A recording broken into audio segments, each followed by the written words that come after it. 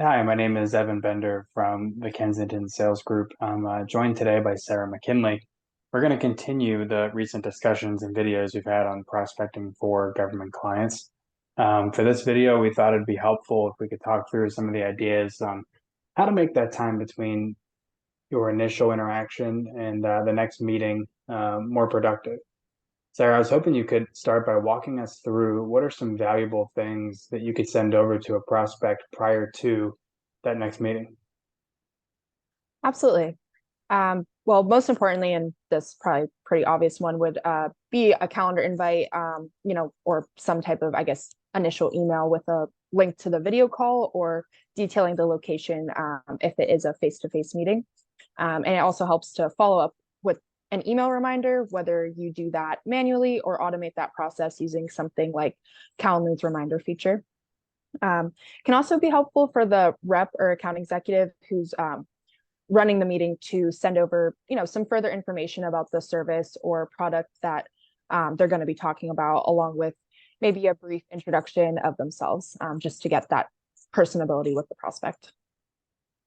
Yeah, that makes a lot of sense, especially if you're kind of broken up between like a BDR and then the account executive. Obviously, if you're the one that set up the call, then the intro is not quite as important. But um, the other piece that you're always kind of worried about is that like dreaded no-show. You did all the work to get the agreement to the meeting.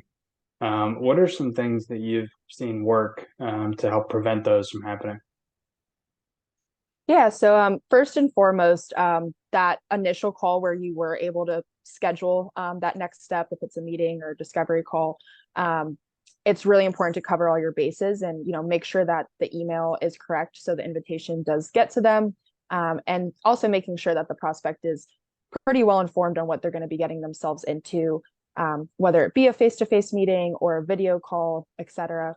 Um, and if you were able to obtain a direct number for them, like I said, really covering your bases on that initial call, it can be productive, I would say, to reach out at least 48 hours ahead of the appointment just to confirm that that date and time does still work for them. Um, Definitely sending over those calendar invites in a timely manner. I would say, same day that you're able to schedule that meeting, the sooner the better. Along with setting up that process and tightening up on it to remind the prospect of the appointment at least 24 to 48 hours ahead. Again, whether that's a manual or automated process that you set up. And like I said earlier, having that account executive or whoever's going to be running the meeting reach out to the prospect by email, like I'd mentioned before, or even better if it can be done over the phone, and just give kind of like a brief introduction of who they are. And again, that they can kind of gauge, the interest level there off of even that. And then it's just another chance to remind the prospect of when that meeting's going to be occurring and see if that time still works for them. Yeah, that makes a lot of sense. And I know we've seen a lot of success by implementing these where we previously didn't. And for the work that we do, our fit rate has increased pretty dramatically. So we've seen it work really in practice. But at some point, somebody just won't attend the meeting. When that happens, what are some of the things that you recommend doing? Yeah, so various reasons why somebody may or may not attend a meeting. If you do have a direct phone number for them, I would say reach out as soon as possible.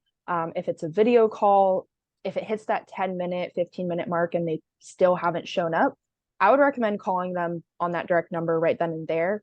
Chances are you may reach them and they could have just had some technical issues and might not have been able to get into the meeting, or had something come up last minute. You never really know what's going on the prospect's end. So definitely important to reach out to them by the phone as soon as possible. If you can't get them on that direct line, or if you don't have a direct line, I personally have found success calling into the main line or the initial number that I did reach them on, because sometimes they step away from their desk or away from their phone, but they may be in the office. And if you're able to reach somebody at the front desk or that initial number, they might be able to give you an idea of where they're at, or let them know that you're on the line, and then you can go ahead and, worst case, pick up the phone with them and do that demo or that discovery call right there on the phone. And if you can't reach them over the phone, I would go ahead and shoot them an email as soon as possible, just, reminding them of the scheduled appointment and asking to reschedule.